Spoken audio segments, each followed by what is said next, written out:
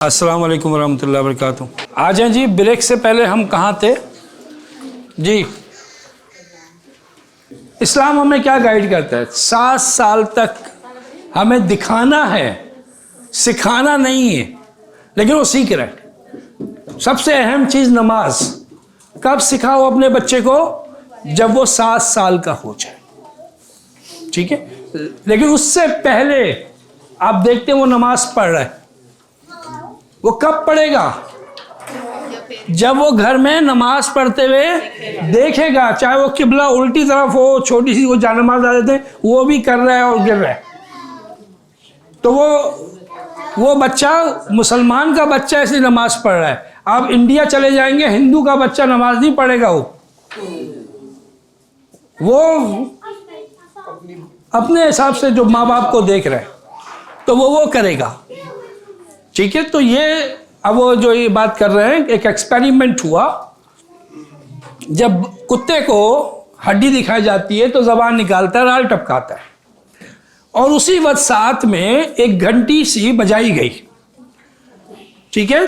तो कुछ दिन तक ये काम किया गया, जब भी दिखाई गई और घंटी बजाई गई। फिर उसके बाद एक दिन सिर्फ घंटी बजाई गई तो उसने जबान निकाली और राल टपकाई, अब हड्डी नहीं थी। तो ये वो सबकॉन्शियस का काम है कि मैचिंग हुई, घंटी मैच थी, अटैच थी उसके साथ, उस नजरिए के साथ, तो उस घंटी में भी उसने वही एक्शन दिया उसकी बॉडी ने। तो हम ये बात कर रहे थे कि ये 7 साल सबसे शुरू में बहुत अहम होते हैं, यहाँ पे सारे प्रोग्रामिंग होती है।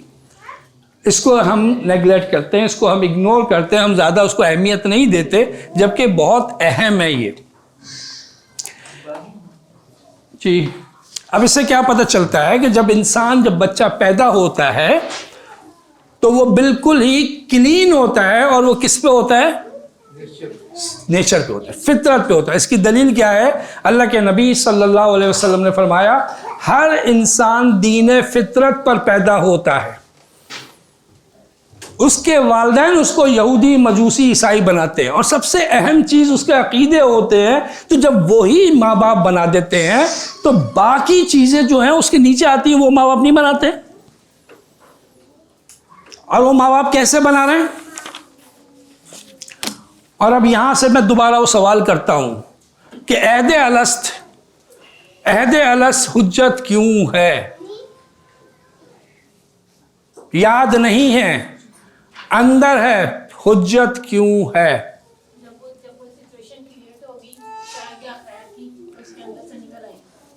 और बोले आप, बात तो है करीब है लेकिन एग्जैक्टली नहीं है। जब ये जी अल्लाह ताला ने इल्म दे दिया उसको कुरान में, हाँ, तो लेकिन इसका इम्पैक्ट मेरे पास कब आएगा? जब कोई भी इंसान मुझे वो वादा याद दिलाएगा, मैच होगा, तो मुझे अंदर से रिएक्शन होगा, मुझे वो चीज़ अपनायत लगेगी, वो म्यूजिक, वो तिलावत, वो जो कुछ भी है वो होती है जो कि मैंने याद नहीं है मुझे। आपको बहुत सारी बातें बचपन की कुछ याद है ना? तो आपने सिर्फ वही बातें की हैं जो आपको याद है। अम्मा बताइए, तुमने मेरा कितना नुकसान करा है, तुमने ये हरकतें, ये शरारतें, ये चीज़ें, ये सब करी हैं, वो तो याद नहीं है। तो हमने क्या करी नहीं है? हमने करी है। तो क्या वो हमारी ज़िंदगी से निकल चुकी है? वो निकली नहीं है, वो अंदर है। और मैं बताऊं, आपने लफ्ज़ सुना है ट्रॉमा, कोई चाइल्डहुड ट्रॉमा होते हैं। ये क्या होते हैं, किस तरह काम कर रहे हैं? ये बिल्कुल वही चीज़ है। थोड़ा सा इसको, कि अगर किसी को कोई दर्द हो जाए, एक्सीडेंट हो जाए, कोई भी उसके साथ मिसहैप हो जाए, एब्यूज़ हो जाए, इमोशनली वो बहुत ज़्यादा वो प्रॉब्लम आ जाए, फिजिकली आ जाए, तो माइंड साइंस उसको कहते हैं, उसका एक इनग्राम बन जाता है। इनग्राम उसको कहते हैं। अब ये इनग्राम है, ये एक सोया हुआ है, ये बैठ गया है, ये बिलीफ बन गया, लेकिन ये वो एक्टिवेट्स नहीं है। फिर क्या होता है कि कुछ साल बाद उससे फिर मिलती जुलती चीज़ कोई जो है ना इसको एक्टिवेट कर देती है। एक बात होती है और वो इसको एक्टिवेट कर देती थी। तो इस बात पे जो इस वक्त की फीलिंग थी, चाहे वो दर्द था, चाहे वो खौफ था, चाहे वो कुछ था, वो भी साथ आता है और जो मैच हुआ इस वक्त वो भी ऐड होता है। अब ये एक्टिवेट हो गया, उसके बाद जब भी कोई होता रहता है फिर वो चेन बनती रहती है, चेन बनती रहती है और यहां तक एक छोटी सी बात होती है और वो ब्लास्ट हो जाती है। और वो लोग कहते हैं कि इतनी छोटी सी बात पे इतना बड़ा नाम। तो ये सब ऐड ऑन होके आ रहा है, तो छोटी सी बात पे सब कुछ निकलता है। तो मतलब वो छोटी सी बात उसके लिए नहीं है, उसके पूरे पीछे उसकी हिस्ट्री है, चेन है। एक एक्सरसाइज कराते हैं, इतने खौफजदा लोग होते हैं, उनसे कहेंगे भाई आंखें बंद करके बैठे, वो 2 मिनट के लिए आंखें बंद नहीं कर सकते। और कुछ लोग होते हैं उनसे कहेंगे भाई सामने किसी को देखें, वो इस काबिल नहीं है किसी का सामना कर सके, नहीं, वो सिचुएशन से भागते हैं। ये सब इनके पीछे माजी है, पास्ट है, जो उनको याद भी नहीं है। एक खातून आई, उनका वो प्रॉब्लम था, वो शादी से रिलेटेड प्रॉब्लम था, और हम कब पूछते रहे, कुछ सब नहीं आ रहा, पकड़ में नहीं आ रहा मसला क्या है। उनके और भी मसले पैदा हो गए उसकी वजह से। वो सब जगह गए, वो मौलवी साहब के पास गई, वहाँ पे बहुत सारे दम हुए, तावीज़ हुए, सब कुछ हुए, लाइलाज। साइकेट्रिस्ट के पास गई, लाइलाज, बिल्कुल लाइलाज उनको करार दे दिया। अब हम भी काफ़ी अरसा हो गया, कोई महीना हो गया, नहीं आ रहा पकड़ में। फिर याद करते बचपन का एक वाकया याद आया। पहले याद बिल्कुल नहीं आ रहा था, जितने भी सुनाया उनमें वो नहीं था, नहीं याद। फिर वो याद आ गया और फिर उसको याद करके सुनाया, और वही असल इंग्राम था, वही असल पॉइंट था। बस उस पर जब वो काम हुआ तो उनकी दुनिया चेंज हो गई। फिर उन्होंने आन के मुझे बताया कि लोग हैरान थे कि मेरे अंदर इतना कॉन्फिडेंस, इतनी बात, इतनी चीज़ें, चेंज कैसे आ गया।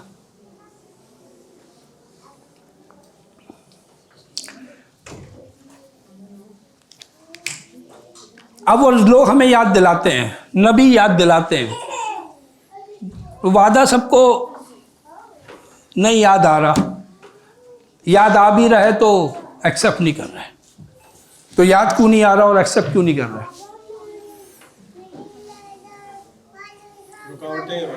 रुकावटें हैं। उस रुकावटों में क्या क्या रुकावटें हैं, पहले अपने साइड पे अगर हम वादा याद दिलाने वाले हैं तो हम समझ लें कि हम कौन सी रुकावटें खुद पैदा कर रहे हैं। उसमें पहली रुकावट ये है कि हमें याद दिलाने का जो तरीका है वो गलत है, वो तरीका गलत है। सबसे बुरा इंसान जो दुनिया में गुजरा है, डिक्लेयर हुआ है इंसान, वो कौन है? फिरौन। ठीक है, उस फिरौन को वो वादा याद दिलाना था, तो हज़रत मूसा को कहा गया कि जाओ उसको वादा याद दिलाओ। अल्लाह ताला को पता था कि नहीं पता था कि वो ईमान नहीं लाएगा? मदद था, फिर क्यों भेजा? हुज्जत पूरी हो जाए, कल को ये ना कहे कि मेरे पास कोई आया ही नहीं बताने के लिए। ठीक है, हुज्जत पूरी करनी थी ना। तो साथ में ये भी क्या अल्लाह ताला ने, नरमी से बात करना, शायद वो डर जाए। अब शायद क्यों कह रहा है अल्लाह ताला? शायद का लफ्ज इस्तेमाल क्यों कर रहा है? ये अल्लाह ताला के लिए नहीं है शायद, ये शायद हज़रत मूसा के लिए, क्योंकि उनको नहीं मालूम कि डरेगा या नहीं डरेगा। अगर कहते डर जाएगा और नहीं डरता तो सवाल है। तो शायद का लफ्ज हज़रत मूसा के लिए, तुम्हारा काम पहुंचाना है, हिदायत हमारे पास है, हम दें या ना दें। तो नरमी जो है, नरमी क्या है? नरमी हुज्जत नहीं है।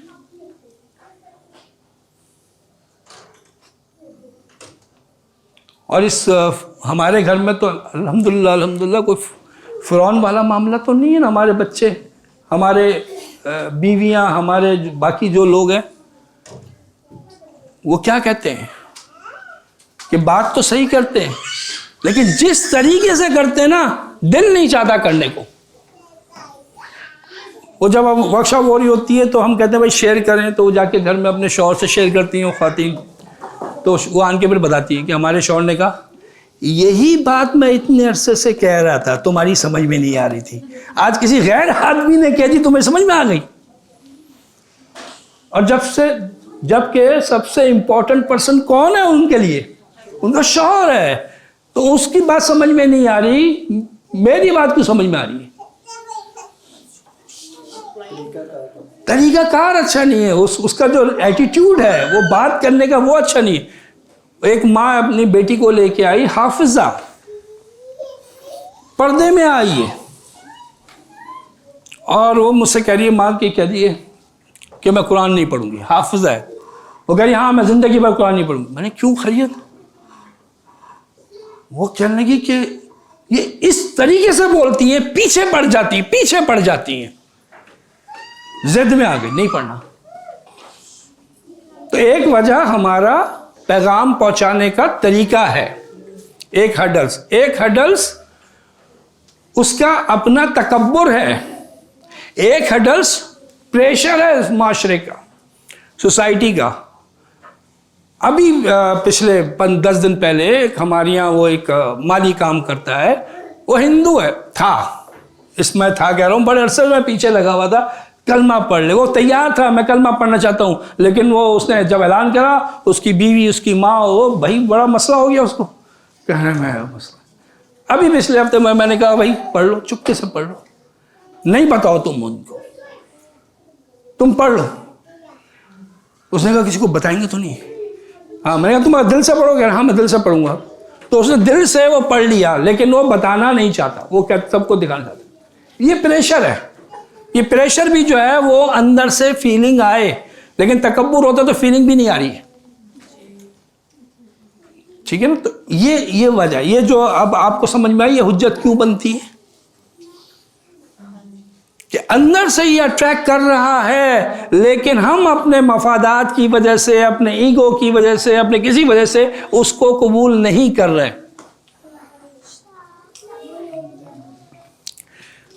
तो सबसे पहले जो बिलीफ बनते हैं, कौन बनाता है सबसे पहले? पेरेंट्स। सबसे पहले माँ बाप जो है नजरिए बना रहे हैं, और हर किस्म के नजरिए बना रहे हैं, अकाइद से लेके। अब माँ बाप लड़ रहे हैं, आपस में लड़ रहे हैं, तो बच्चों का नजरिया क्या बनता है कि ये इस रिश्ते में लड़ाई है, इस रिश्ते में एहतिसाल है, इसमें फ्रीडम नहीं है, इसमें इंडिपेंडेंट नहीं, इसमें ये प्रॉब्लम है। इसलिए आज की बच्ची और बच्चा भी शादी करने के लिए तैयार नहीं है। उनको खौफ आता है, और उस कंधा का सहारा किसका लेते हैं? मैंने अभी ये करना है, मैंने अभी ये डिग्री लेनी है, मैं वो पढ़ रही हूँ, मैं फिर उसके बाद करूँगी। असल में वो शादी से भागना चाहते हैं। मैंने पूछा, जो कॉलेजेस में जाते हैं, मेरा भतीजा भी जाके वो लेक्चर देता था, तो वो ये बात कर रहा है। मैंने कहा तुम जिसके पास जाते हो पूछो कि मुझे बताए कि जो कह रहा है मैंने शादी नहीं करनी। हर लड़की को मोहब्बत चाहिए, हर मर्द को भी चाहिए, मोहब्बत चाहिए। अगर क्या उसने, ऐसा क्या मुमकिन नहीं है कि उसने अपने घर में लविंग कपल देखा हो, रिस्पेक्ट करने वाला एक कपल देखा हो एक दूसरे की, और वो क्या मैंने शादी नहीं करनी? असल प्रॉब्लम, असल जड़ यहां से शुरू होती है। कंधा तो कोई भी इस्तेमाल होता है। वो अब माँ बाप कैसे बना रहे हैं? वो कहते हैं कि भाई बच्चे जो हैं वो स्कूल से बिगड़ रहे हैं, तो ये स्कूल की चॉइस किसकी थी? या उसने खुद कहा था कि शुरू में कि मुझे इस स्कूल में दाखिला कराओ? तो अगर वो वहां से बिगड़ रहा है तो मैं जिम्मेदार।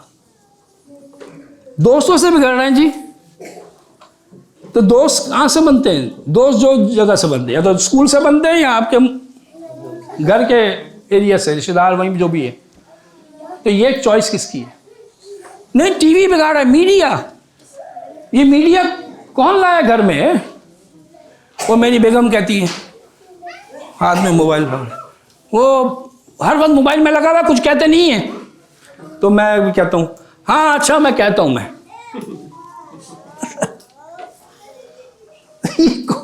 ये कौन सी तरबियत है, ये क्या एक्सपेक्ट करते हैं। अब वो एक एक्सरसाइज करते हैं, जो मैंने कहना है वो आपने वो करना है, ठीक है। जो मैं कहूँगा आपने वो करना है। और जो जो ये एक्सरसाइज कर चुका है, ये एक्टिविटी कर चुका है, वो क्या करेगा? नहीं, खामोश नहीं रहेगा, वो वैसे ही करेगा जैसे उस पहली दफ़ा करी थी, ठीक है। करना है वो भी, ठीक है। छोटी सी एक्सरसाइज है, बैठे बैठे है, ठीक है। अच्छा, जो मैंने कहना है वो आपने करना है, ओके। नाउ अपने हाथ सीधे करें यूँ, बराबर को ध्यान से, हाँ ठीक है, ओके। सब करें, हाँ। अब ऊपर करें, अब सामने करें, तालियां नहीं बजाए, हाँ ठीक है। उसके बाद उल्टा हाथ नीचे कर लें।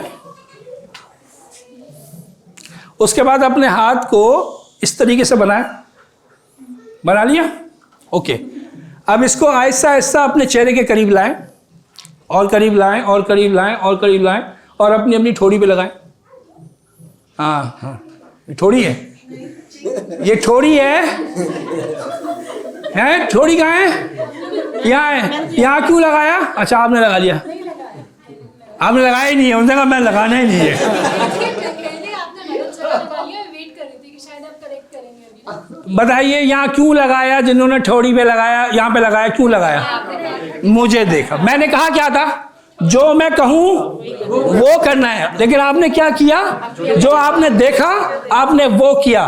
तो हम यहाँ पे माशाल्लाह इतने समझदार, पढ़े लिखे हैं, बड़े बुजुर्ग सब बैठे हुए हैं, और वो आज भी वो कर रहे हैं जो देख रहे हैं, वो नहीं कर रहे हैं जो सुन रहे हैं, ठीक है। और हम अपने नीचे, अपने बीवी, अपने बच्चों से सबसे तवक्को ये रखते हैं कि जो हम कहें वो करें, जो हम कर रहे हैं वो ना करें। ये कैसे मुमकिन है?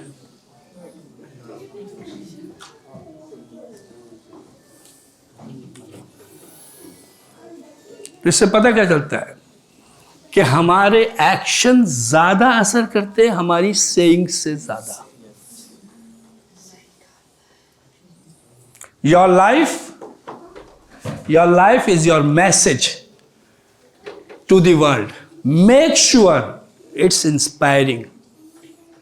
आपकी जिंदगी क्या है? एक पैगाम है दुनिया के लिए। इस बात को यकीनी बनाएं वो असर अंगेज हो। और मेरी दुनिया कहाँ से शुरू होती है? अपने आप से जब होती है, उसके बाद मेरे घर से, मेरे बीवी, मेरे बच्चे, मेरे पड़ोसी, वहां से मेरी दुनिया शुरू होती है। मैं चला हूं लाहौर आन के लोगों की दुनिया बदलने, और मेरे घर की दुनिया तो कहेंगे वापस जाइए, पहले घर को सीधा करिए।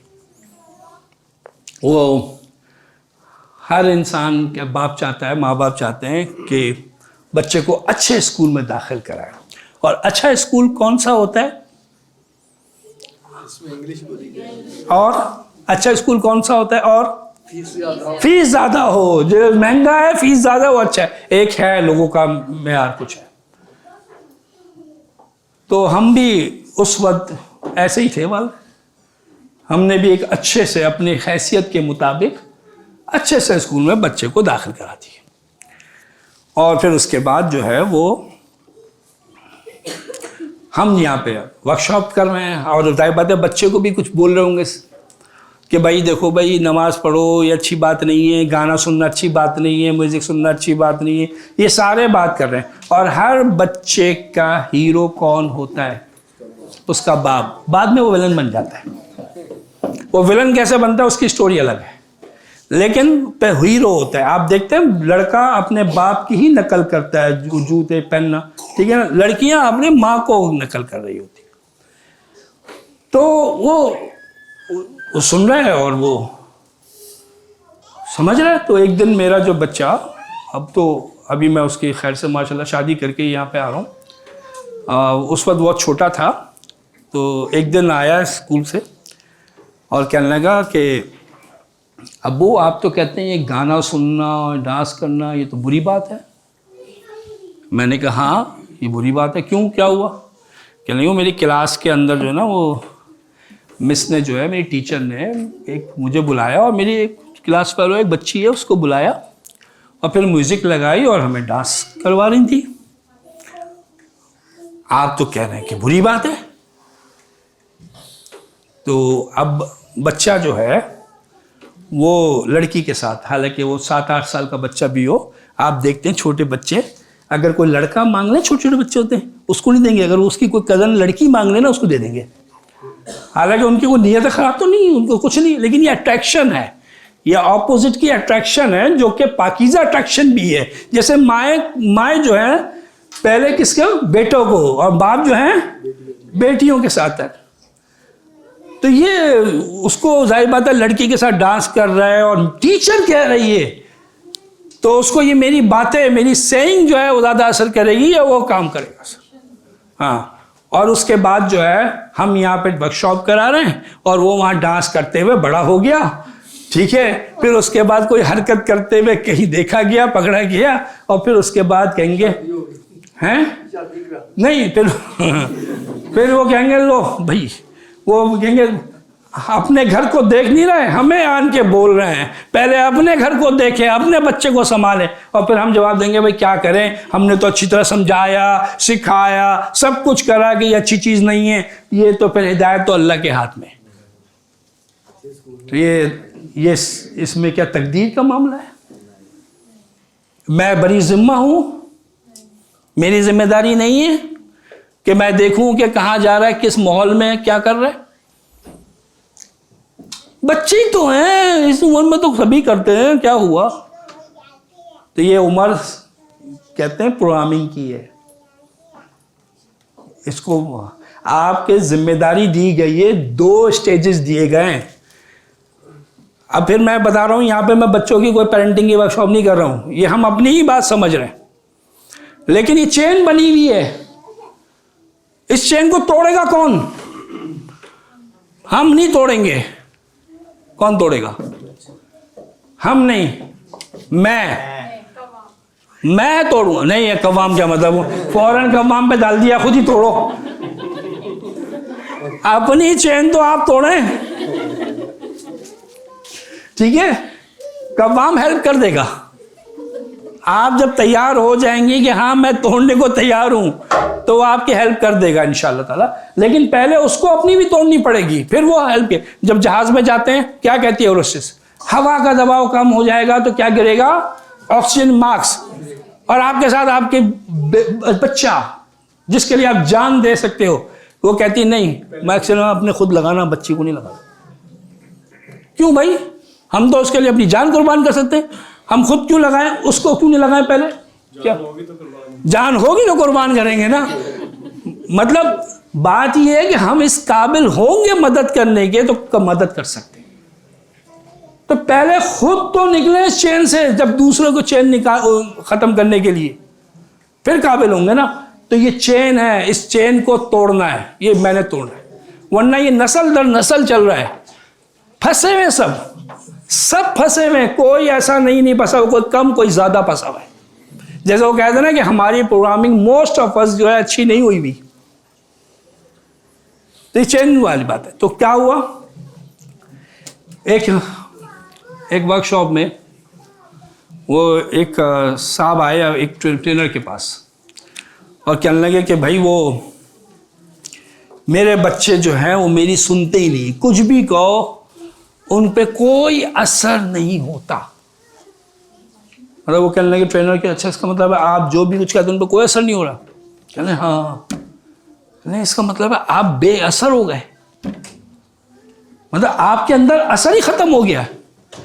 मतलब तार में करंट ही नहीं आएगा तो झटका कहां से लगेगा? तो असर मेरे अंदर खत्म हो गया अगर, तो मैं कैसे दूसरे पे डालूंगा? और वो असर किस में होगा?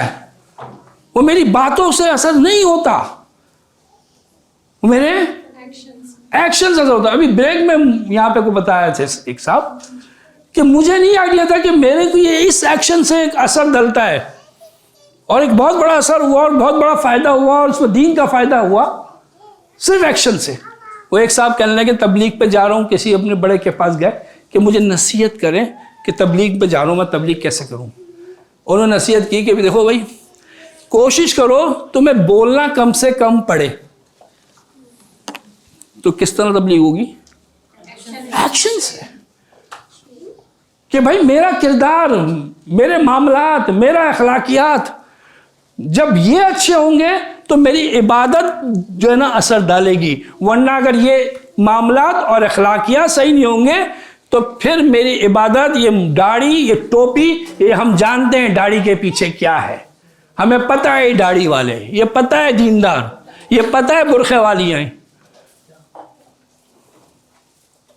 ये फिर उसके ऊपर कोई असर नहीं होता। हालांकि उन किसी को मेरी दाढ़ी से, मेरी टोपी से, मेरी शलवार कमीज से क्या इशू है भाई? वो इशू क्यों हो रहा है? वो अखलाकियात और मामलात से, क्योंकि इबादत अकायद मेरे अपने ज़ाती हैं, लेकिन अखलाकियात और मामलात किसके साथ हैं? दूसरे के साथ। जिनके पास ईमान नहीं है, अल्लाह ताला कहता है सबसे बदतरीन मखलूक जो ज़मीन पर है वो कौन है? बदतरीन मखलूक, जानवर से भी बदतरीन मखलूक कौन है? मुशरिक। और आज हम मुशरिकों को उनके अखलाकियात, उनके मामलात की वजह से कहते हैं हम मुसलमानों से तो वो अच्छे हैं। और हम, कोई गिरता पड़ता, कोई देर से, कोई सवेर से, वो अभी वक्फे में कहने लगे हम सब साथ जाएंगे, भाई जन्नत में इंशाल्लाह सब मुसलमान चले जाएंगे, मुशरिक और काफिर तो नहीं जाएगा ना कभी भी। लेकिन हमारे ऊपर जो इतराज आ रहा है, हम पे जो प्रॉब्लम आ रही है, हमारी दाढ़ी के ऊपर, हमारे टोपी के ऊपर, हमारे ये शलवार ऊंचे रखने पे, वो हमारे अखलाकियात और मामलात की वजह से आ रहे हैं, वरना किसी को कोई मसला नहीं।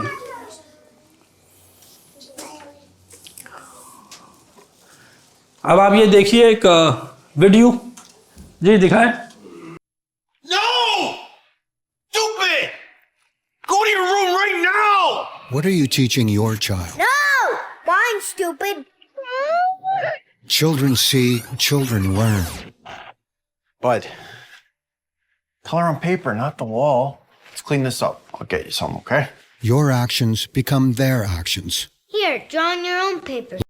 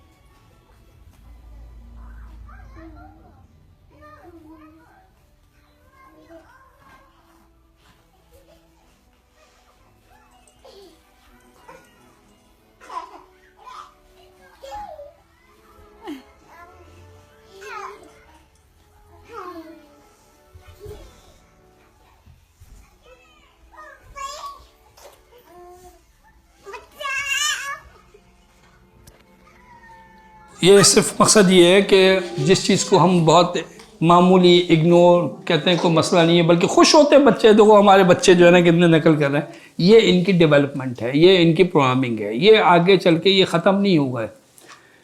ये इंशाल्लाह मौका मिला तो कल मैं बताऊंगा कि ये मीडिया से ये कितना ख़तरनाक काम लिया जा रहा है जो कि इस पर तवज्जो ही नहीं है। एक जो फाशी बेहयाई वो अपनी जगह पर वो तो नज़र आ रहा है ना, उसके अलावा भी बहुत बड़े बड़े मसले हैं।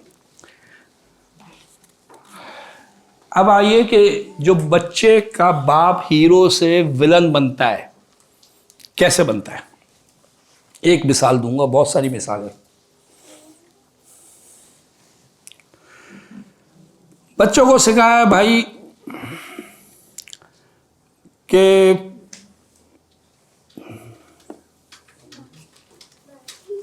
और माजरत के साथ, माओ से माजरत के साथ, कि उसमें माओ का भी एक किरदार है, बाप का अपना किरदार है, माओ का अपना किरदार है ये विलन बनाने में।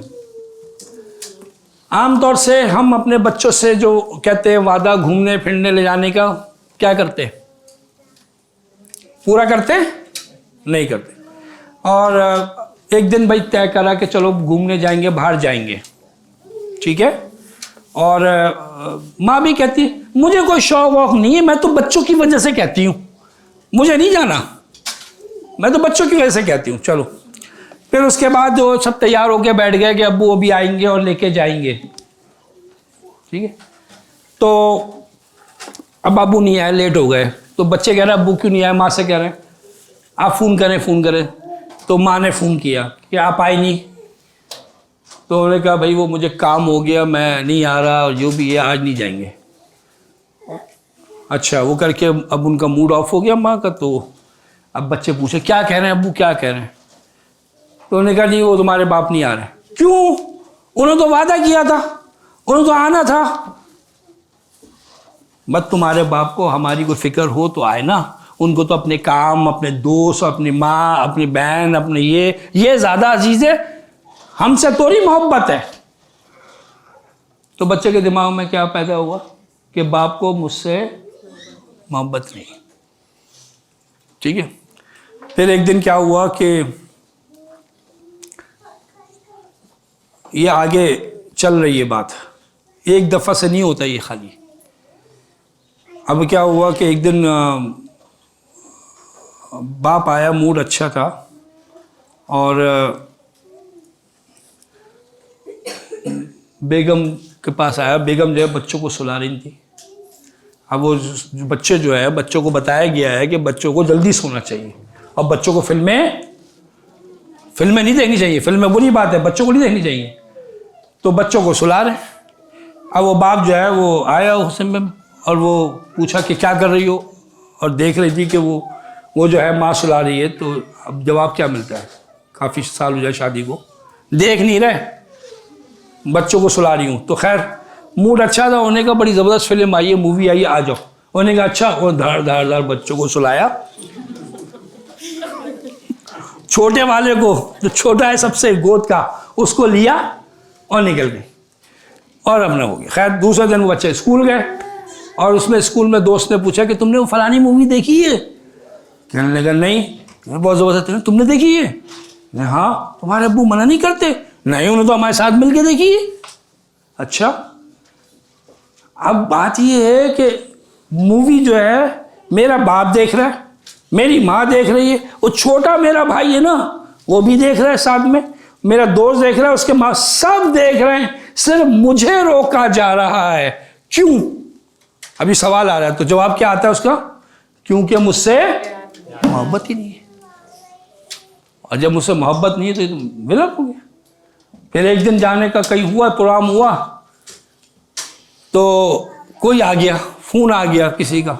तो बाप ने कहा देखो भाई अगर चलना है तो कह दो कि मैं घर पे नहीं है, टाल दो।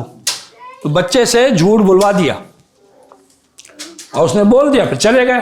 तो उसका नजरिया क्या बना कि झूठ बोलने से काम हो जाता है। अब एक दिन उसको जरूरत पड़ी, उसने बाप से ही झूठ बोल दिया, और अब बाप को पता चला तो उसने उसको डांटा और मारा। है झूठ बोलता है, मुझसे बोलता है, बाप से झूठ बोलता है, ये सिखाया है। अब वो छोटा बच्चा है, उसको समझ में नहीं आ रहा कि भाई जब ये काम करना था, ये जब बोला था तो हो गया, और मैंने कर लिया तो इनके साथ तो मसला है। क्यों? तो जवाब एक ही आता है, क्या? मुझसे मोहब्बत नहीं। तो जब मोहब्बत नहीं है तो वो विलन बन जाता है। तो ये ख़ास तौर से ये हमें ध्यान रखना चाहिए कि जो जो एरिया हैं उसमें बड़ी तवज्जो करें। हम में से किसने, मतलब कितने, अब बच्चे वाले कम ही हैं, छोटे बच्चों को तो हम हक कर लेते हैं, ठीक है। बड़े बच्चों को हम प्यार करना, हक करना, ये एक कोई रिवायत के एक तरीके के खिलाफ है। सिर्फ ईद पे मिल लेते हैं हम, बड़े बच्चों से, लेकिन कभी कभी उनको ये एहसास दिलाना कि तुम मेरे लिए अहम हो, मैं तुमसे मोहब्बत करता हूँ, उसको वो यानी कि वो खुद फीलिंग करता है। कोई बताएगा, कोई शेयर करेगा कभी इसे बाप ने हक किया हो और उसको इतना बहुत अच्छा लगा हो? कभी किसी साथ हुआ? कभी कभार हुआ था? नहीं, हर दफा होता है। जब भी वो करते हैं तो अपना ही इसका एहसास होता है कि मैं किसी के लिए अहम हूँ। हाँ, इकट्ठी रहती है या वो कहीं अलग रहते हैं। हाँ, तो इकट्ठे रहने वाला को नहीं, मेरा मकसद है कि आउट स्टेशन से आते हैं। हाँ हाँ, वो मतलब अच्छा, गले मिलने वाला इस्लामी लिहाज से वो जब भी मिल रहा है तो गले मिल रहा है, तो वो ऐसा उसमें कल्चर में नहीं है। उसमें तो ये है कि जब बहुत अरसे बाद या कोई इवेंट हो, मुलाकात हो तो गले मिलना, लेकिन कभी कभार बच्चों को गले लगाना। हाँ, और ये वाली जो बात है गले मिलने की, ये बीवी से तो नहीं है ना, ठीक है ना, ये तो इसका वो ताल्लुक नहीं, ये तो आम एक बात है। घर में बच्चों से गले मिल लेना, पास बिठाना, उनको एहसास दिलाना, बस उनको ये एहसास हो जाए कि तुम मेरे लिए अहम हो। फिजिकल टच भी देना, ठीक है ना, तो ये बहुत ज़रूरी है। और इसी तरह माओ को बच्चियों के साथ, अब वो इंतज़ार करें कब हमारी शादी होगी, कब हमसे मोहब्बत होगी, तो वो उससे पहले करें, वो तो बाद में उनको इंशाल्लाह पता चल ही जाएगा। अच्छा जी, अब तक की जो बात हुई, कोई सवाल? देखिए, कुछ पिछला माजी है, ठीक है, कुछ हमारी हरकतें हैं। देखिए फौरन आ गया। हाँ, उसमें से कई हरकतें हैं, ठीक है, लेकिन इनसिक्योरिटी जो होती है एक तरीके से होती है कि वो छेड़ते रहते हैं। हर मर्द, हर शौहर छेड़ता है अपनी बीवी को, किससे? दूसरी शादी से। देखो वहां से आ गई। तो अच्छा, करनी नहीं भी है फिर भी छेड़ते हैं, और ये बड़ा खतरनाक है। अपने लिए ही जो है ना, कहते ना, हाँ बैल मुझे मार, यानी कि अब मैं अगर फ़ोन ना उठाऊं, अब मेरा फ़ोन ज़्यादा इंगेज रहे, अब मैं अगर रात को देर से कहीं से आ रहा हूँ, पता नहीं कहाँ गए, तो ये फिर मैं इंक्वायरी कमेटी जो है ना मैंने खुद बिठाई है, क्योंकि अंदर शक आगे डाल दिए ना। हाँ, और दूसरी से कंपेयर करना, और जब कंपेयर करते हैं तो ये तो खुद ही बताएंगे औरतें कि कैसे महसूस होता है उनको, किस बातों से महसूस होता है कि ये मोहब्बत नहीं करते। तो कंपैरिजन, मेरी तो कभी तारीफ नहीं करी, उनके खानों की तारीफ, उनके फलाने की तारीफ, उनके इसकी तारीफ। भाई मैं अपने बच्चे का ऑपरेशन, हार्ट ऑपरेशन कराने इंडिया गया था। ये बात कब की है? 1992 की, ठीक है। अब इस बात को कितने साल हो गए? 33 साल हो गए। वहाँ पे एक हमारे किसी रिश्तेदार के यहाँ हम 1-2 रात के लिए ठहर गए थे, ठीक है। उधर मुझे आमतौर से जो ब्रेन है भेजे मुझे पसंद नहीं थे, मैं नहीं खाता था, लेकिन जब गए, मैं किसी के घर में गए हुए थे तो खाना तो पड़ा, और वहाँ पे ब्रेन मसाला पका हुआ था। वो इतना मज़े का था, मुझे बड़ा मज़ा आया। उस दिन से मैंने ब्रेन खाना शुरू कर दिया। तो आज भी, आज की तारीख में भी मैं कहूँ कि वो बहुत ब्रेन मसाला पका था, तो मेरी बीवी को आग लग जाती आज भी, जबकि मैं उसके बाद जिंदगी में उनसे मिला नहीं, कोई ताल्लुक नहीं, कोई फोन पर रब्ता नहीं, कुछ नहीं है, लेकिन दूसरी औरत के खाने की तारीफ, ये किसकी हरकतें हैं? कवाम की। और बताएं, आपको कैसे महसूस होता है, कैसे बदलता है कि मुझसे मोहब्बत नहीं करते? अच्छा, मजेदार आपको एक और मैं कहानी सुनाई दूंगा। एक और, मुझे खुद नहीं पता था कि मैं अपनी बीवी से कितनी मोहब्बत करता हूं, और एक दिन मुझे पता चला कि मैं बीवी से मोहब्बत करता हूं बहुत ज्यादा। ये आपको मैं बता रहा हूं, ये मर्दों को, आप मर्दों को समझें, मर्दों के शूज में जाएंगे, आपको पता चलेगा बहुत मोहब्बत करते हैं आपके शौहर। हुआ यह कि रात को मैंने ख्वाब में देखा कि मेरी बीवी का इंतकाल हो गया।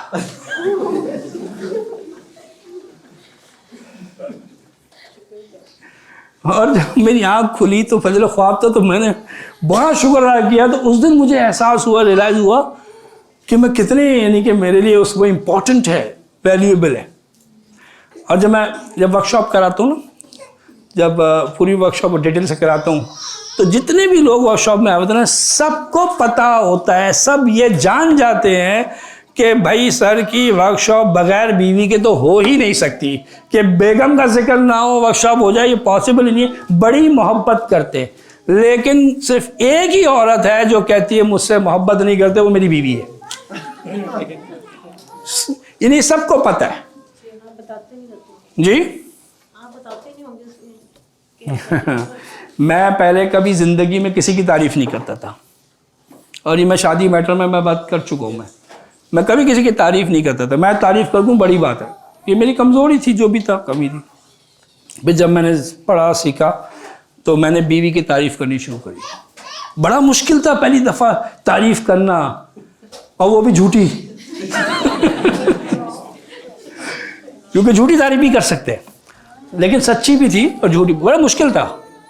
तो खैर जबर करके करी, और फिर करते करते आदत फिर ऐसी पड़ गई कि अब मेरी बेगम जब मैं तारीफ करता हूँ ना, मुझे डांटती है, खामोश रहे, ओवर हो रहे। बहुएं बैठी में, हाँ बहुएं बैठी में, और वो बहुओं के सामने तारीफ कहती नहीं करे। अब मेरी बेगम की माशाल्लाह ये फरासत है इस बात की, वो कहती है बहुएं सुनेंगी कि मेरे ससुर अपनी बीवी की इतनी तारीफ करते, तो उनकी एक्सपेक्टेशन होगी कि मेरे शौहर भी इतनी तारीफ करें, और अगर वो नहीं करेंगे उनको प्रॉब्लम होगी, इसलिए बहुओं के सामने तारीफ ना करें। बात लॉजिक है ना। हाँ, तो फिर भी अब वो कहती है कि अंदर से मान गई है, अंदर से मान गई, लेकिन इकरार जो है जरा मुश्किल होता है ना। खैर आइए, हम कहाँ थे? आपका सवाल जवाब मिला। अच्छा, तो यकीन एहसास दिलाएं, ठीक है, और बार बार दिलाएं, ये रिपीटेशन है। आप ये नहीं कहेंगे मैंने उस साल तो बता दिया था मैं तुमसे मोहब्बत करता हूँ, ठीक है, नहीं, वो उसको तजदीद अहद जिसे कहते हैं ना, जैसे कहते हैं तजदीद इस्लाम भी होना चाहिए। ईमान की तजदीद जो है, ईमान की तजदीद भी करते रहना चाहिए। इसी तरीके से ये मोहब्बत की तजदीद भी करते रहें, बार बार बताते रहें, कहते रहें, ऐसे ऐसे डायलॉग बोलते रहें जी। देखिए, झूठ कबीरा गुनाह है और मुनाफिक की निशानियों में से निशानी है, लेकिन इतना कबीरा गुनाह और निशानियों के बावजूद जो है 3 जगह पर झूठ जो है जायज़ है। उसमें से एक क्या है, मियाँ बीवी आपस में एक दूसरे से झूठ बोल सकते हैं, लेकिन हाँ बाउंड्री के अंदर है, वरना तो एक खुली हद नहीं है कि गलत काम और गलत हराम काम करके आदमी झूठ बोले, गलत चीज़ है। कहाँ कहाँ बोल सकता है, इसमें झूठी तारीफें हैं। फसाद से रुकने के लिए, कहीं फसाद मचेगा सच बोलने से, कैसे मच सकता है फसाद? मिसाल दीजिए। सच बोलेंगे, उसने किसी की गिबत की है तो उसे आगे फसाद में मचेगा। सुलह कराने के लिए वो तो अलग ही है ना, हम तो मियाँ बीवी की बात कर रहे हैं भाई। आपने बताया था ना, आप तो कहीं और रहते हैं, ठीक है, मिलने आते होंगे वालिदैन से, आप आए, ठीक है, खाना अपने घर में खाते हैं, और माँ ने कह दिया, बाप ने कह दिया बेटा हमारे साथ खा लो, आपने कहा अच्छा, इनकार नहीं करो, बैठ गए, और बेगम वहाँ पे इंतज़ार कर रही है, खाना तैयार किया हुआ है, और आपने इन्फॉर्म नहीं किया। अब आप जाके सच बोल देंगे, मैं तो बिल्कुल सच के सिवा कुछ नहीं बोलता। मैं दोनों तरफ से कहा करता हूं। Intelligent person. लेकिन अगर आपने ये बता दिया कि मैं आधा खाना खा के आया हूं, तो फसाद मच सकता है। आप दोनों जगह खाते हैं तो पहले तो ये बोलना पड़ेगा, हाँ भाई लाओ खाना लाओ, बहुत भूख लगी है। फिर खाने के बाद कुछ ये कर सकते हैं, भाई अभी आज तबीयत जरा भारी हो रही है, मैं ज्यादा नहीं खा सकता, तो मतलब इस तरीके से आप इसको झूठ बोल सकते हैं, फसाद ना मचे। हाँ, अगर आप अपनी सास क्या गए और वहां खा लिया आपने खाना और बेगम इंतजार कर रही है, तो बिल्कुल सच बोले। खुश होगी बेगम कि आपने अच्छा अम्मी के खा लिया, माशाल्लाह अच्छा काम करा आपने, ठीक है। तो ये बात है। आइए,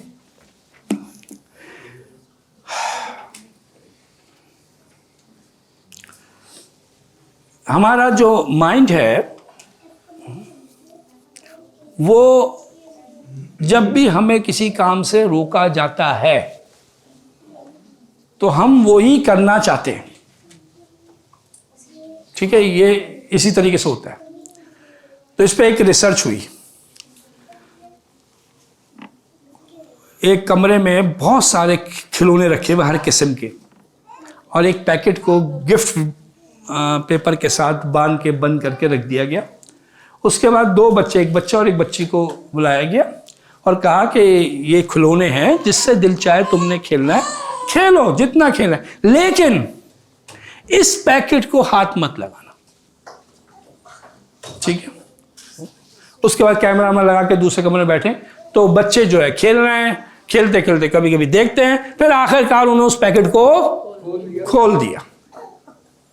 उन्होंने कहा चलो भाई नया कपल लाओ, ये शायद इनका नहीं है। तो 2-4 कपल इस तरीके से वो लेके आए, कपल से मुराद बच्चा बच्ची लेके आए, और फिर किसी ने देर में किसी ने जल्दी में पैकेट को खोला। क्यों? कि मना किया था कि इसके पास मत जाना। दलील क्या है?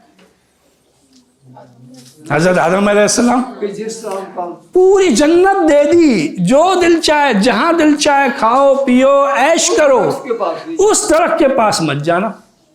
तो तजस्सुस, यहां पे क्या पैदा हो रहा है? तजस्सुस।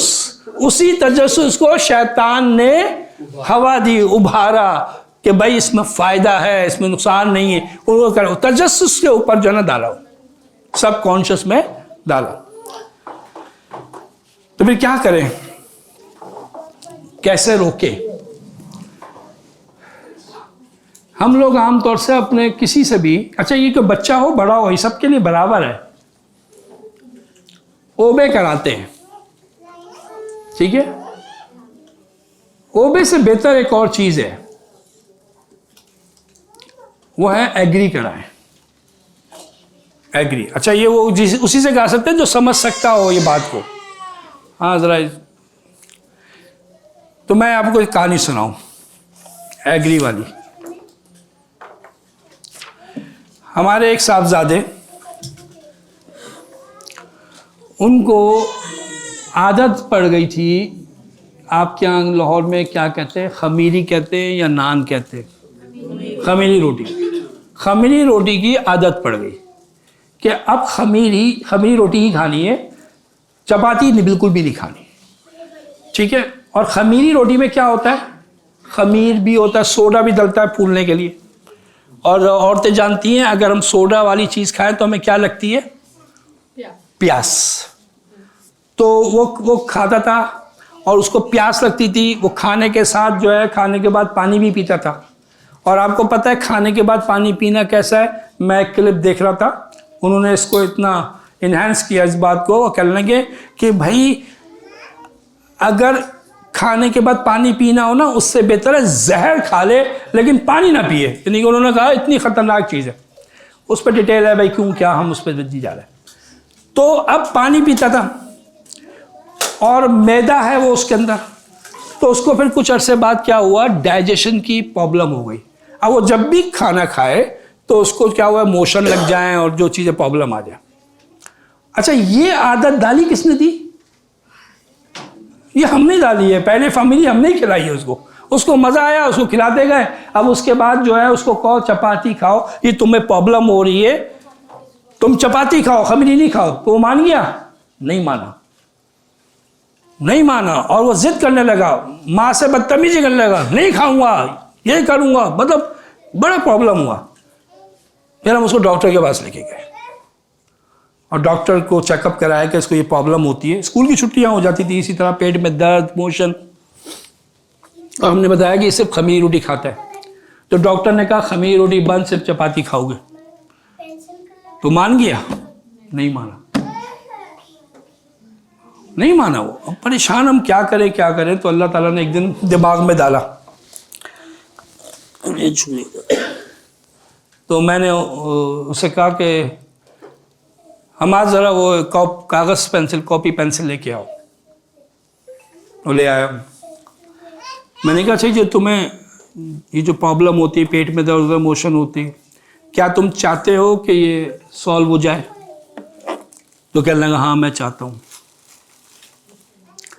तो मैंने कहा तुम एक काम करो, इस पे एक पेपर पे लो, इस पे लिखो एक साइड पे, ये जो तुम्हारी प्रॉब्लम्स हैं ये हैं क्यों, ये तुम्हें इमोशन होते हैं, दर्द होता है, ये क्यों है, क्या वजह क्या है इसकी। तो वो लिख रहा है खमीरी रोटी खाने से, खाने के बाद पानी पीने से, ये 2-3 उसने जो भी। अब ये जो इल्म है ये किसने दिया था इसको, ये हमने दिया था। लेकिन अब जो वो लिख रहा है ये किसका इल्म है, उसका अपना इल्म है, उसका अपने इल्म से लिख रहा है। हमारे पास जो भी इल्म है वो हमारा अपना नहीं, कहीं से एक्वायर ही है, लेकिन वो हम अपना ही समझते हैं कि ये मैं ये समझता हूँ, ठीक है। तो उसने लिख दिया, फिर मैंने लिख दिया कि इसके आगे लिखो अब सोल्यूशन क्या है।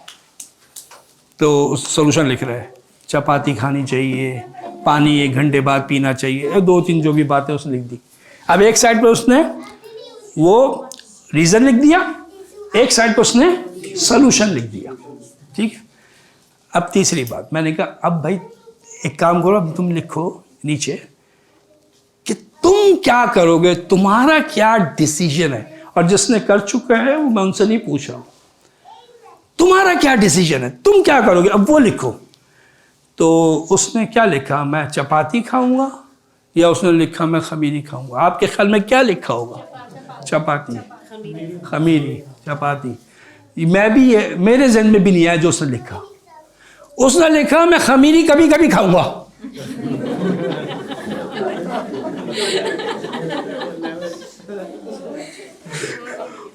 और आज भी वो कभी कभी खाता है खमीरी, और कभी ज्यादा देख रहा होता खाता है। मैं कहता हूँ भाई मैं स्टोरी सुनाता हूँ कि क्या कर रहा हो। लेकिन अब वो वाकई चपाती खाने लगा। फिर उसके बाद खैर मैंने फिर उसके बाद जो उसने लिख दिया सब, मैंने कहा तो ये पेपर लो और अपने जाओ कमरे में है तुम वहाँ पे इसको लगा दो, अब इज़ योर डिसीजन। तो उसकी वो जिद या वो जो भी था वो टूट गई, एग्री कर लिया उसने। तो एग्री कराएं, एग्री कराने के लिए प्लस माइनस आप बताएं। और मैंने बता चुका हूँ कि शौहरों को अपना फैसले करवाने का तरीका मैं शादी मैटर में बता चुका हूँ। आप लोग तो नहीं आए थे ना, हाँ बस ठीक है। अब क्या करें, मजबूरी है, आप नहीं आए थे। वो बता दूं मैं, वो ये कहना है सब छोड़े, ये बताएं पहले आप। बात ये है कि उसमें सबसे पहला काम ये था कि हमारे जो प्रॉब्लम्स हैं हमारी ज़िंदगी में, वो एक बहुत बड़ी वजह है जो प्रॉब्लम की है, और वो है हमारी ईगो। और हम अपने वर्कशॉप में इसको उर्दू में कहते हैं अना, लेकिन हम इसको अना नहीं कहते, अनाकोंडा। एक एनाकोंडा होता है बड़ा अजदा, ये बहुत अनाकोंडा है, अना का अजदा है जो हमारे गिर्द लिपटा हुआ है, और ये कहता है मुझे खिलाओ, अगर मुझे नहीं खिलाओगे तो मैं तुम्हें खा जाऊंगा। तस्वीर पड़ी हुई थी इसमें, अभी नजर नहीं आ रही। तो इसलिए इसको मारे बगैर मैं आपको ट्रिक नहीं बता सकता। अगर आप इसको मारने के लिए तैयार हैं तो हो सकता है। तो पहला, तैयार हैं? हाँ तैयार जी। तो पहले तो आपने जो भी आपको करवाना है, चाहिए जो भी कुछ है, एक फैसला चाहिए जो आपने आप समझ ली ये होना चाहिए। मिसाल ले लें, घर में कोई चीज़ नई चीज़ लानी है, कुछ चेंज करनी है, वॉट एवर सो। तो पहले तो आपने जाके ये बात कहनी है कि एक बात मैं सोच रही थी कि ये काम यूं हो जाए, क्योंकि आप ज़्यादा समझदार हैं मुझसे, आप ज़्यादा बेहतर समझते हैं मुझसे। ये कहना सुनना कितना आसान है, लेकिन ये कहना बहुत मुश्किल है। और वो कौन रोकता है मुझे? आना रोकती है, ठीक है ना। तो ये कहना पहले तो, क्योंकि मर्द शौहर 2 चीजें चाहता है, तरसता है, वो तो कहे तरसता है, वो ये चाहता है 2 चीजें कि मुझे मानो और मेरी मानो। तो पहले उसको मान लो, आप बड़े, आप समझदार, आपके डिसीजन माशाल्लाह लाजवाब, मानती है मुझे, ये हो गया। अब उसकी आपने उसकी ईगो को दबा दिया, उसका भी तो अनाकोंडा है ना। अगर आपने वो निकाल दिया तो फिर कुछ होगा? कुछ होता है? होता है, पता है कैसे होता है? पहले कहते हैं भाई ये कर ले, वो कहते नहीं, बहस शुरू हो गई, लड़ गए, आखिर में कर लो, तो फिर शौहर बीवी कहती पहले नहीं मानते, तो पहले क्यों नहीं मानता? फैसला करने वाला मैं, कव्वाम मैं, पहले दफा ही मान लूं तो बीवी का गुलाम, जोड़ू का गुलाम, गोला, पता नहीं क्या क्या अलकाबात होते हैं, बाहर निकलूं तो बीवी की जबान बोलता है। ठीक है, तो इसलिए पहले जो है उसको मान ले, तुम बड़े, ठीक है, चाहे अंदर से ना मानती हूं, उसको मान ले। फिर उसके बाद उसको कहे अगर आपने कुछ काम करवाना है तो उसके फायदे गिनवा दें।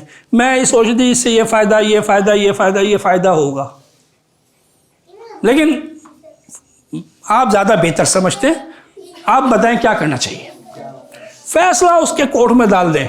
आप यकीन करें अगर आपको मेजॉरिटी आपको जो आप चाहती है वो ना हो, पैसे वापस। वजह क्या है? मर्द जो है, जो काम वाले मर्द है, जो घर में रहते हैं, मैं उनकी बात नहीं कर रहा हूं बिल्कुल भी उनसे तो बड़े बच के बात कीजिएगा। हाँ, घर वाले तो कहते ही हैं कि हर चीज मैं देख रहा हूं, मैं करूंगा। ये जो बाहर होते हैं, मसरूफ होते हैं, उनको इन चीजों में ज्यादा नहीं होता। वो तो कहते हैं कि बस जो भी है सही हो जाए, और आपने बता दिए कि ये फायदे हैं, ठीक है, वो कहेंगे हाँ ठीक है कर लो, कोई मसला नहीं है। हाँ, उनको बिल्कुल बिल्कुल क्लियर कट उसमें उनको नुकसान नजर आ रहा होगा तो वो मना करेंगे, वरना नहीं करेंगे। और जो घर में रहते हैं वो, उनका तो एक ही हाल है, घर से बाहर निकालें। हाँ, ये सबके लिए ये मैं कहता हूं कि मर्दों को अगर घर में, लॉकडाउन लगा, पूरी दुनिया में तलाक़ें बढ़ गई, झगड़े बढ़ गए, डिप्रेशन बढ़ गए। नहीं, वो फैक्ट है, मतलब ये कि मैं कोई ऐसे नहीं बता रहा हूँ। अब भाई उस बीवियों का यही था ना, टाइम नहीं देते, टाइम नहीं देते, टाइम नहीं। 3 दिन घर में टिक के देखे, चौथे दिन कहेंगे वो काम नहीं है आपको, तो भाई क्या मतलब है? और टाइम दे तो रहे हैं, अब क्या, अब प्रॉब्लम क्या आ गई? प्रॉब्लम क्या आ गई? प्रॉब्लम ये आ गई है जब मैं घर में रहूंगा तो मैं घर के मामलात में अब दखल अंदाजी करना शुरू करूंगा, ये क्यों है और वो क्यों है और यूं क्यों है। और जब उनके डोमेन में हम घुसेंगे और तो क्या, वो ये पसंद नहीं करती। सही कह रहा हूँ, गलत कह रहा हूँ भाई? हाँ, तो कम अज कम एक्नॉलेज कर दिया करें। 100% हो गया। किसका है?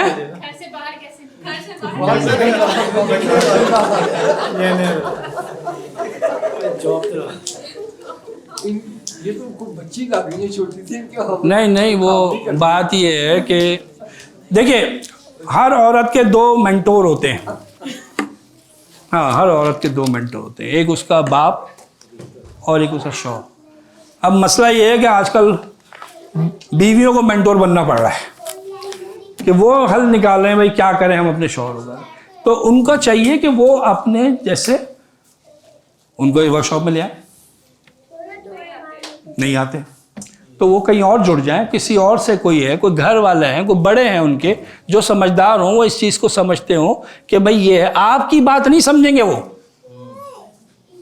आप समझाने की कोशिश नहीं कीजिएगा। तुम कौन मेरी अम्मा बन रही हो? कौन हो तुम अपने आप को 4 क्लासें क्या पढ़ ली, 4 बातें क्या सीख ली तुमने, दीन के कोर्स क्या कर ली, अब तुम मुझे बताओगी?